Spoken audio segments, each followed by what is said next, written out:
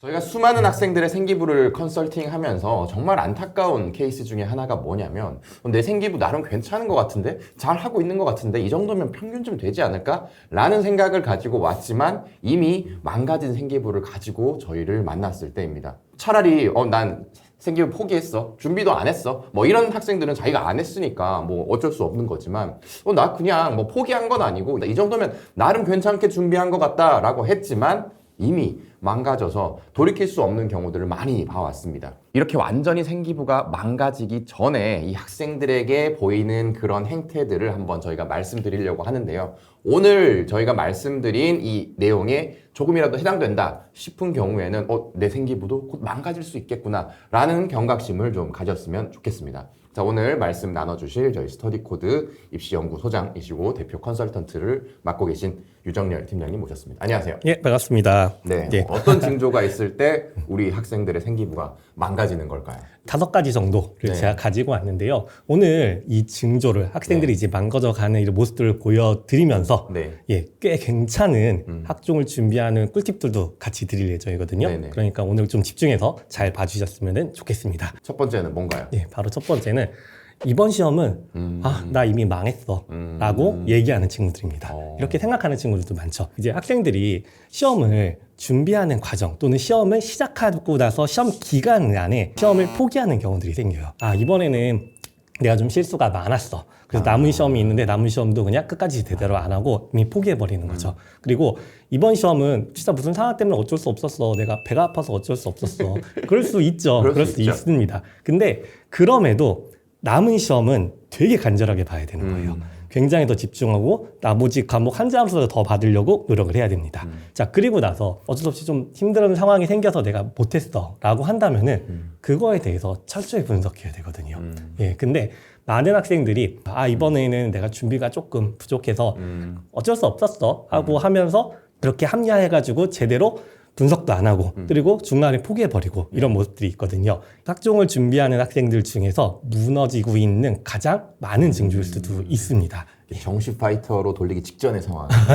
예, 그럴 수도 있다고 보는데 네. 특히 지금 고등학교 1학년이 되는 친구들, 자, 이 친구들은 더욱더 이러면 안 돼요. 아시겠지만은 네네. 9등급에서 5등급제로 변경이 됐습니다. 네. 이제 어느 정도 노력만 한다면은 중간에 내가 조금 삐끗해서 실수를 했거나 뭔가 안 좋은 일에서 시험 준비 제대로 못했다 하더라도 네. 시험 기간에 조금만 더 집중해서 노력하고 조금만 더 에너지를 쏟는다라고 한다면은 2등급 정도는 가능하면 들어올 수가 있습니다. 9등급제든 5등급제든 간에 내신을 그냥 안 하는 친구들이 있어요. 말씀하신 정기 파이터 애들도 있습니다. 네. 그렇기 때문에 뒤쪽에 6, 7, 8, 9에 해당되는 등급에 깔아주는 친구들은 사실 언제나 있습니다. 얘네들이 보통 지금 보면은 4, 5등급 애들이 깔아주게 될 겁니다. 그러면은 내가 조금만 더 노력한다면은 네. 3등급에서 조금 더 올려서 2등급 끝에는 걸릴 수 있을 가능성이 높아요. 그렇기 때문에 올해 고1이 되는 친구들 같은 경우에는 네. 이런 생각 자체를 하시면 안 됩니다. 예, 무조건 내신에서는 내가 어떤 상황이든지 끝까지 최선을 다해서 한 문제라도 더 맞힌다. 네. 예. 주요 과목이 아니어도 마찬가지입니다. 뭐 기가라든가 한국사라든가 아니면 이제 제외국어 과목이라도 네. 학생부 종합전형에 다 영향을 끼치거든요. 그렇기 때문에 한 문제라도 더 잘 받으려고 해서 네. 내신을 적어도 2등급까지 2등급 끝에 걸려도 상관없으니까 네. 2등급 끝이 예전에 비하면 4등급에 들어가 있는 점수예요. 예, 그렇기 때문에 예, 끝까지 해서 꼭 챙기셔야 됩니다. 이게 굉장히 중요하고 이런 생각 자체를 가지시면 안 된다라고 먼저 말씀드리겠습니다. 네, 이 내신이 9등급에서 5등급으로 바뀐다는 거 다 알고 계시겠지만 혹시 여기에 대해서 잘 모르시는 분들은 저희가 이 바뀌는 입시 제도에 대해서 설명한 영상이 있으니까 요거를 참고를 해보시면 좋을 것 같고요. 자, 그런데 이 생기부 얘기를 저희는 하고 있잖아요. 내신 성적 좀 안 좋게 나와서 망했다라고 생각하는 거랑 생기부랑 어떤 연관성이 있을까요? 생기부를 평가하는 학생부 종합전형에서는 네. 이 내신 성적이 어떤 의미를 가지는지에 대해서 네. 사실 많이 알고 계실 텐데요. 네. 이게 조금 변형이 되고 있습니다. 예전에는 사실 내신 성적이 압도적으로 높으면은 생기부가 조금 부족하더라도 학생부 종합전형 합격하는 케이스도 있었고요. 네. 반대로 내신 성적이 조금 부족하더라도요. 네. 예, 생기부가 잘 챙기면은 내신 성적은 어느 정도 극복하고 합격하는 케이스도 많았어요. 네, 네. 근데 앞으로 예상컨대 특히 현재 고1이 되는 친구들 같은 경우에는 내신이 9등급제에 비해서 변별력이 많이 떨어진 상태가 될 가능성이 높습니다. 그렇기 때문에 내신은 지금부터는 기본이라고 생각하시는 게 좋아요. 내신이 기본이고 이 기본이 없이는 나의 생기부는 경쟁력을 가질 수 없다라고 보시면 됩니다. 그렇기 때문에 내신을 확실히 챙기셔야 되고 네. 1등급 무조건 좋죠. 네. 네, 그래도 내가 혹시 실수하셔도 그게 안 냈다라고 하더라도 2등급 선언에는 무조건 들어가실 수 있게 노력하시는 게 이제 앞으로 다가올 특히 28학년도 대입을 준비하시는 친구들한테는 꼭 필요하다라고 보시면 될 것 같습니다. 저런 생각 자체가 위험한 게 내신 이제 좀 망했으니까 아우, 생기부도 이제 난 필요가 없겠네? 라는 생각들을 하기 때문이라고 생각하는데 그러면 조금 지금 망했더라도 생기부로 백업은 여전히 가능한 거죠? 예, 맞습니다. 생기부가 어느 정도 그거를 커버해 주는 거는 분명히 가능합니다. 네. 자, 그럼에도 불구하고 내신이 안정적이고 생기부가 더 괜찮은 친구도 있으면은 그 친구들이 경쟁력을 더 가질 수밖에 당연하죠, 그거는. 없어요. 그렇기 때문에 특히 고1들은 시작을 안 했잖아요. 네. 그러니까 전화 자체를 하지 마시고 네. 내신을 상당히 기본으로 만든다. 이미 망쳐버린 성적은 뭐 어쩔 수 없는 거지만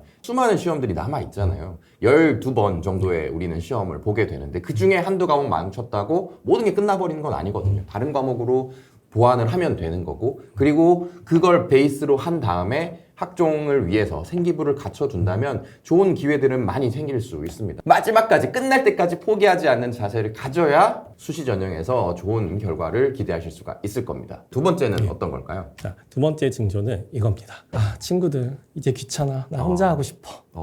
예, 이렇게 생각하는 친구들입니다. 제가 밑에 이제 모둠 활동, 코론 수업 이제는 싫다 이렇게 써놓은 거를 봤거든요. 학부모님 세대들 같은 경우에는 네. 학교에서 사실 모둠 활동도 별로 없었을 거고요. 네. 예, 토론 수업 같은 것도 없었을 겁니다. 제가 아는 어떤 분은 자기가 고등학교 때 수능과 상관없는 토론 수업을 자꾸 하려는 선생님이 있어가지고 교무실 가서 막 항의하고 그랬다라는 분들도 보셨거든요. 그렇죠. 옛날에는 근데 그랬었죠. 시대가 많이 바뀌었습니다. 예, 최근 아이들은 모든 수업과 토론 수업이 일방적인 강의 수업보다 더 많은 경우들도 있어요. 네. 예, 그렇기 때문에 요 수업을 아이들이 많이 경험하게 되는데 네. 이거를 상당히 힘들어하는 친구들이 있습니다. 그렇죠. 특히 학생부 종합전형 준비하는 친구들도 제가 직접 얘기를 나눠보면서 이제 네. 카톡으로 문자를 받은 게 있거든요. 네. 석구님이 한번 읽어봐 주시면 좋을 것 같아요. 팀으로 활동했던 경험은 역할 분담이 제대로 진행되지 못하는 경우가 종종 발생해서 어영부영 넘어간다고 느꼈던 상황이 결국 결과물까지 이어진 경험이 있습니다. 팀 활동도 누군가 역할 수행을 하지 않으면 직접 그 역할을 대신 수행해서 팀 결과물을 높이기 위해 노력했습니다. 이게 흔히 얘기하는 조별과제 잔혹사네요. 그렇죠. 누군가는 열심히 하고 또 아무도 하지 않는 그런 상황들. 네, 그리고 하나 더 보여드리겠습니다. 이건 제가 읽어볼게요. 저도 고등학생 때 생각해봤을 때 팀플에서 학종이 꼬이는 경우가 많았던 것 같습니다. 여러 명이 서로 하고 싶은 주제가 달라서 제 의견을 피력하기가 힘들었습니다. 그 밑에 보시면은 소심한 친구들은 본인이 원하는 주제 방향을 강하게 피력하지 못하는 경우가 많습니다.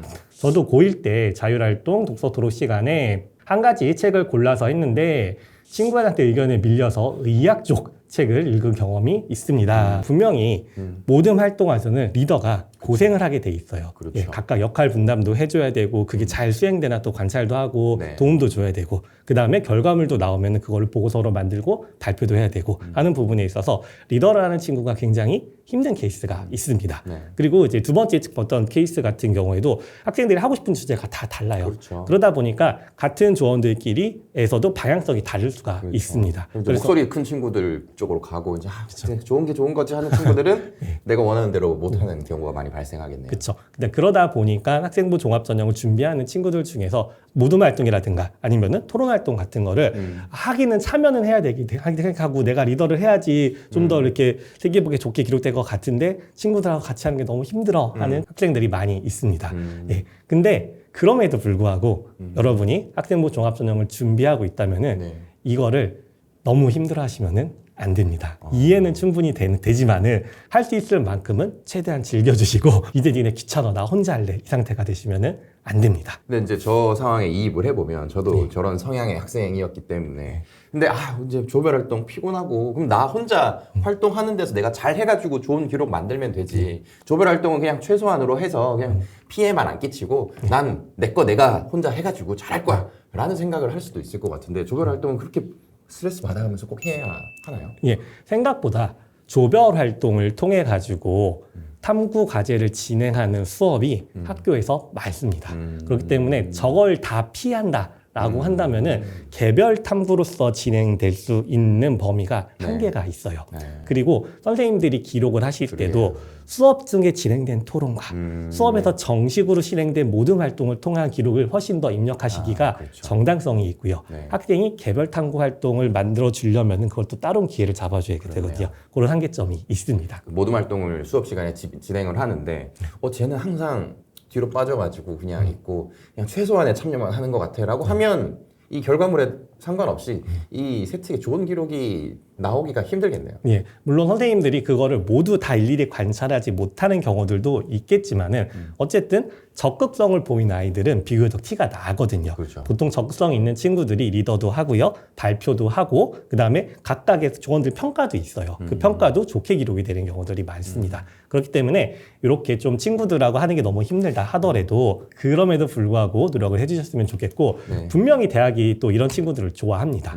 자, 이 사례를 보면은 네. 이제 공동체 역량 부분에서 네. 이제 얘기를 하고 있는데 모둠의 협력과 모둠 활동에서 오는 시너지를 중시하는 학생임 이렇게 평가를 써주시는 선생님도 있습니다. 옆에 또 자세하게 설명을 해주셨죠. 네. 사실 모둠 활동을 귀찮아하는 학생들이 많은데 이 학생은 각자의 능력에 맡은 역할을 적절하게 배분하고 평소 소극적인 친구들도 활동에 참여할 수 있도록 하는 전략을 영리하게 구사했더 인상적이었다라고 얘기를 해주고 있습니다. 그리고 대학에서 이거를 긍정적으로 평가하고 있다. 서울대학 같은 경우에는 굉장히 리더의 모습을 명확히 딱 그려주고 있는데 이제 한번 읽어봐 주실 수 있을까요? 수업 중 모든 과제 수행을 성공적으로 이끌 수 있는 능력, 토론 활동에서 함께 결론을 이끌어가며 설득력 있게 자기 의견을 주장할 수 있는 능력, 학교 생활 내 구성원 간의 갈등을 조화롭게 해결할 수 있고 동아리 활동에서 부원들을 행복하게 만들 수 있는 능력, 모두가 주저할 때 친구들을 독려하여 청소를 주도하는 능력. 서울대학교에서 제시하는 이 리더십의 모습은 사실 다른 대학교들도 다 좋아하는 모습입니다.